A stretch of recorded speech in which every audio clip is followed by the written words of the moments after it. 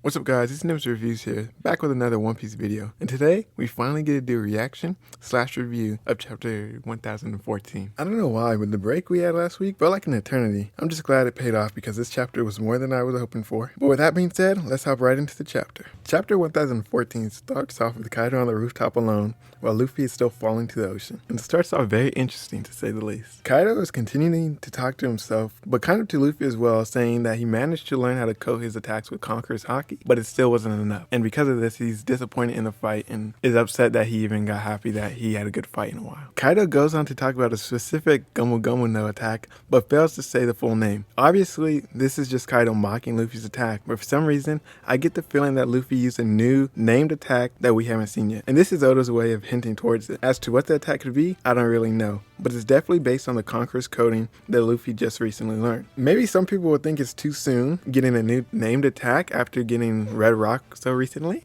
But to me, it's not really too soon because Luffy learned a completely new form of utilizing Conqueror's Haki. Plus, we know Luffy to make stuff up on the fly like we did with Gear 2nd and Gear 3rd, as well as most likely Snake Man and Tank Man. So to me, it's not really out of the ordinary for him to make up a new move in the middle of a fight. Now the next line of dialogue is what I think will throw the community into a frenzy. As we see Luffy splashing into the ocean below Onigashima, Kaido says about Luffy that it seems like you couldn't be Joyboy either. And I don't know how other people feel, like I haven't been on Twitter or like watched anyone's videos yet, because I haven't recorded mine. But honestly, I think that's pretty huge. To me, this could have so many implications and basically confirms that Luffy will in fact be Joyboy, whatever that means. But for a long time, and especially with a lot of the newer information we've gotten in Wano and in Reverie, what did it mean for Joyboy to return? People will debate, did it mean that the Joyboy from the Void Century will somehow actually make it to the current day and meet Luffy and some other people? Or did it somehow mean that someone would take on the mantle of Joyboy and kind of fulfill his role and destiny that he was supposed to fulfill in the Void Century but couldn't? And to me, this basically confirms that it's the latter. Someone will take on the mantle of Joyboy and fulfill the destiny that he couldn't back in the Void Century. And we all know that person's going to be Luffy. One thing I'm really curious about is how does Kaido even know this? I don't know if it's just me, but this seems like something only someone like Roger or some of his crewmates who got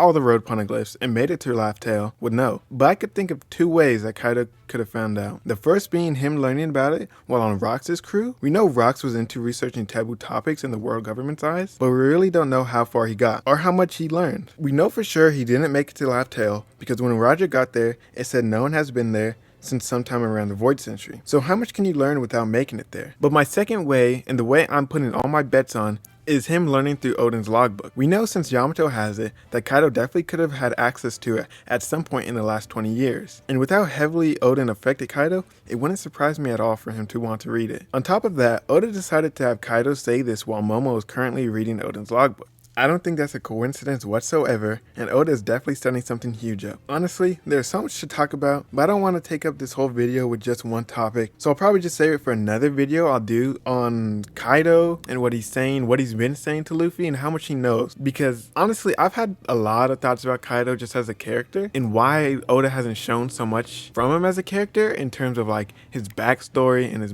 thinking. Like we see some monologue from him when he's just talking to himself, and then we see some random dialogue when he's talking out loud kind of to Luffy, but Luffy's not right there right now. But besides that, we don't really know much about Kaido, so I think his backstory will reveal a lot, and he probably knows and is connected to more than anyone in the community has expected so far. So for now, I'll move on with the chapter, but look out for a video on Kaido and its connection to everything that has to do with the One Piece, Laugh Tale, Joyboy, Rock, and everything, and how much he knows, because I definitely plan on making a video on that. So after that, Kaido tells Bao Huang to announce his victory to everyone at Onigashima. And that's when he cuts around to see what's going on elsewhere and what people's reactions are to the news of Luffy's defeat. We quickly see Yamato taking out fodder before we cut to Momonosuke reading Oden's logbook, and suddenly he hears another voice all of a sudden. Honestly, I don't know what he could be hearing or from what he's hearing it, but like I said before, my guess is that it's something to do with what Kaido said, and it's definitely going to play a huge role in Wano and a huge role going on in the story. Because Momonosuke says something really interesting. He says, it looks like I can't afford to die after all, or something like that. I'm just paraphrasing, but I'm assuming he's kind of learned what his role is and what the Kozuki's role is in bringing of the dawn and everything else to do with the discovering Laugh Tale, finding the One Piece, what that all means. We then cut to the live 4 to see Chopper still fighting Queen with Perospero there as well, and I honestly don't have really much any positive things to say about this part, because I don't like that Queen hasn't just ended Chopper. Even with Marco there, I don't think Chopper is a problem for Queen or King or even Perospero. And just with all those people around, it just doesn't feel like Chopper belongs in the middle of a fight with such big shot. I will say I did like the cut to a moment back on the Sunny when the Straw Hat still had Caesar, and apparently he helped Chopper develop a different version of the Rumble Balls. But that's basically all I have to say on these events taking place on the live floor. Next off, we cut to the news being told to everyone on Onigashima. And I don't have much to say about this. I love this page and everyone's reaction, but really it's not much to say. Everyone reacted how you think they would, I guess. Like Zoro and Sanji said, like, no way, basically. Like, they're not gonna submit. Because Kaido had Bao Huang tell everyone that, like, your leader has been defeated. So either he's gonna come clean everyone up, or you can surrender and he'll accept you into the crew. And obviously none of the Straw Hats are doing that. Kid said, yeah, he doesn't care about Luffy, so Big Mom mentioning it to him doesn't matter. And besides that, there's no really specific reactions that I cared for. And by cared for, I mean like they weren't really important or anything. They were cool reactions. There's not much to say about them. The final part of the chapter is a very low moment for Scabbers and Momonosuke. Kanjuro makes his way to the attic where they are hiding Momo and pretends to be Oden again. Knowing it was fake, Kiku charges in to deal the final blow.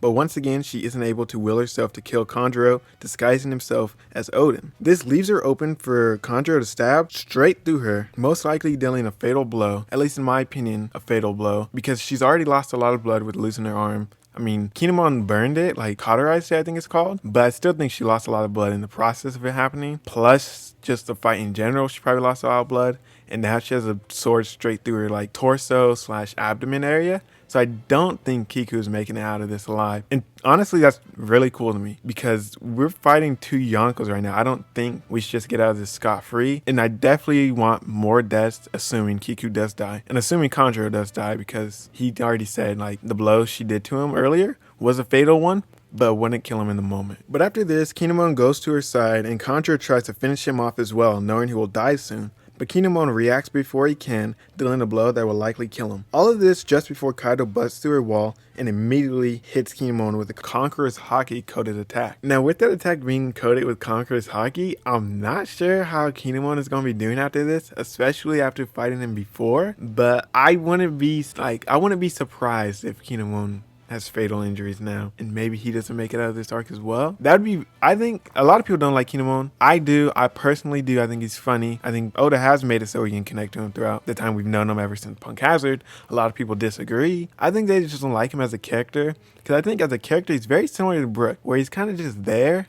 Like, he's funny, and he has, like, his backstory and whatnot, but that's about it. And Brook, to me, he's a top 5 character. He's in my top 5 favorite characters. A lot of other people don't think so. So I think they're very similar as characters, and maybe that's why people can't connect with them. But yeah, there's parts of this scene that I really like, and others I don't really like. Like, Kiku not being able to kill him, whether it's because he's disguised as Oden or it's because it's Kanjuro and they were friends for so long. Either way, I don't really care for that. I think she should have been able to, because he's done so much. He basically ruined everything, because realistically none of this would have happened if they didn't have a spy, because they wouldn't have been able to react to Oden and the Scabbers going to fight them the one time that was recently shown, like right before they were in prison. So this is basically completely his fault. Obviously it's not like his fault. Like if Orochi or Kaido didn't exist, none of this would have happened, but if Kanjuro didn't either, it's most likely wouldn't happen either, at least not in the way that it did. But I do like that Kinemon was able to slice Kanjuro down without any hesitation. He did it before too. When he first revealed that he was a traitor, he decapitated him. Mind you, it was just a clone, like an ink clone or whatever you want to call it, an ink painting. But still, he didn't know that. Like, he couldn't have known that, because up to that point he thought he was a terrible artist. So he definitely thought there was a real one, and he literally decapitated him. So for me, that's a lot of respect to Kinemon, because he didn't hesitate. He knew what the right thing was to do,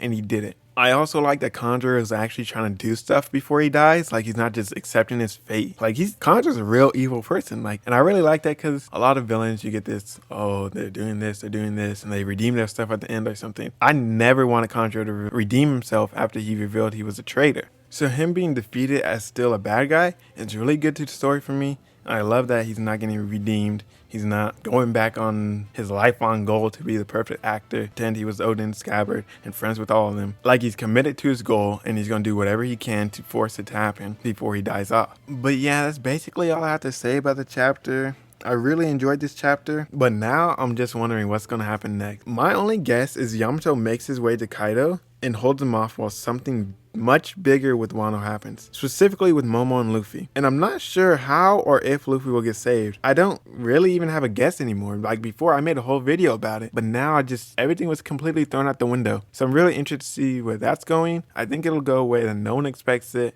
Maybe he doesn't get saved, something happens. I think something huge, like a huge Wano reveal is going to happen with Luffy and what's happening with him now. But with that being said, this was an overall great chapter. I really enjoyed it. I'm curious what you guys think about it. So let me know in the comments below. And while you're down there, don't forget to like and subscribe. But until next time, I'll see you later.